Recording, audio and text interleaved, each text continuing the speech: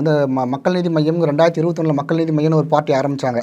அந்த பார்ட்டி என்ன பண்ணுனாங்க, டிஎம்கேவோட எதிர்ப்பு ஓட்டுகளை வந்து பிரிக்கிறதுக்காக பிரித்த மாதிரி தான் இருக்குது. நீங்கள் அந்த இந்த நேரட்டிவ்ஸ் எல்லாம் நீங்கள் வந்து பாயிண்ட் பண்ணி பார்த்தீங்கன்னா பின் பண்ணி எல்லாம் ஒரே கோட்டில் வர மாதிரி தான் இருக்கும். அங்கே மக்கள் நீதி மையம் செஞ்சது தான் இன்றைக்கி வந்து தேவைக்கு செய்கிற மாதிரி நமக்கு ஒரு இப்போ தோணுது. ஏன்னா அவங்க ஒன்று இவங்களாவே எல்லாரும் இன்வைட் பண்ணுறாங்க, அது யாரும் இவங்க கூடயும் போகலை. அப்போ இவங்க தனியாக தான் நிற்கிறாங்கன்னா, அன்றைக்கி மக்கள் நீதி மையத்தில் ஒரே ஒரு பிம்பம் யாருன்னா கமலஹாசன் மட்டும்தான்.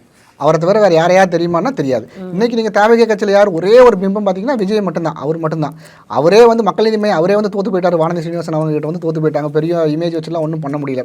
ஸோ இதில் இவங்க இதை செய்கிறதெல்லாம் பார்க்கும்போது இதுக்கு பின்னாடி யார் இருப்பாங்களா அப்படிங்கிற மாதிரி தான் தெரியுது. இந்த கான்ட்ரடிக்ஷன் எதுக்கு சொல்கிறேன் அப்படின்னா, இவங்க என்ன சொல்கிறாங்கன்னா, நாங்கள் யாரு கூடமே பேசலாம்னு சொல்கிறாங்க. பவன் கல்யாண் அவர் ஒரு வீடியோ சொல்ல நான் வந்து விஜய்கிட்ட பேசி பல வருஷங்கள் ஆகுதுன்னு சொல்கிறாரு. நேற்று ஆதவர்ஜன் என்ன சொல்கிறாரு, அவரோட பேச்சில் நீங்கள் பார்க்குறீங்கன்னா அவர் சொல்கிறாரு, எங்ககிட்ட பேரம் பேசினாங்க 50-50% எத்தனையோ பேர் எல்லாமே ட்ரை பண்ணி வந்து 90 தொகுதிகள் வந்து இல்லை நீங்கள் தொகுதி அதெல்லாம் விட்டுருங்க. நீங்கள் என்ன இவர் என்ன சொல்கிறீங்க, நாங்கள் யார்ட்டுமே பேசவே இல்லைன்னு நீங்கள் ஒரு கூட்டம் சொல்கிறீங்க. இவர் என்ன சொல்கிறாரு, எங்கிட்ட 50-50 பேசினாங்க 2.5 வருஷம் நீங்கள் பேசின மாதிரி இவர் பேசுகிறாரு. அப்போ நீ இது எது உண்மை அப்படின்னா, நீங்கள் வந்து எங்கிட்ட பேசவே இல்லைன்னு ஒருத்தர் சொல்கிறார், நாங்கள் யார்கிட்டையும் பேசல, நம்ம தனித்துவமாக தான் போட்டியிட போகிறோன்னு தலைவர் சொல்கிறாரு. அப்படின்னா இவர் என்ன சொல்கிறார் மீட்டிங்கில், எங்கிட்ட வந்து 50-50 எங்கள் 50-50 ட்ரை பண்ணாங்க.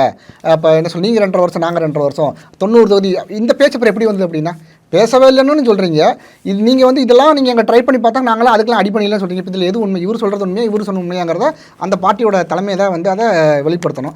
இதில் எப்படி டவுட் வருது அப்படின்னா, நீங்கள் 10 வருஷம் திமுக இருந்த ஒரு ஆள் யாருன்னா ஆதவர்ஜன். அங்கே என்ன நடந்திருக்குதுங்கிறது எல்லாமே அவர் தெரியும். இப்போ எனக்கு என்ன தோணுது, தனிப்பட்ட முறையில் எனக்கு என்ன தோணுதுன்னா, நீங்கள் நேரடியாக அவர் அங்கேருந்து தேவைக்காக அனுப்பிச்சா வந்து ஒரு சந்தேகம் வரும். அப்போது இவங்க 10 வருஷம் இருந்த ஒரு ஆளை செட் பண்ணி நீங்கள் என்ன சொல்கிறது, விடுதலை சிறுத்தைகள் கட்சியில் அங்கே போய் சேர்ற மாதிரி சேர வச்சு அங்கேருந்து நீங்கள் வெளியே வர மாதிரி வர வச்சு மறுபடியும் கொண்டே தேவைக்களை கொண்டு நீங்கள் சேர்த்துருக்குறீங்க அப்படின்னா, அப்போ இதெல்லாம் ஒரு பாயிண்ட்டு. இதுக்கப்புறம் மக்கள் நீதி மையத்துக்கு என்ன நடந்ததுங்கிறத நீங்கள் பார்த்துக்கணுங்க. ஸோ இதெல்லாம் நீங்கள் பார்க்கும்போது நம்மளே டிசைட் பண்ணிக்கிட்ட வேண்டியது இது என்ன நடக்க போகுது அப்படிங்கிறத வந்து நம்ம டிசைட் பண்ணிக்க போகிறது. ஏன்னா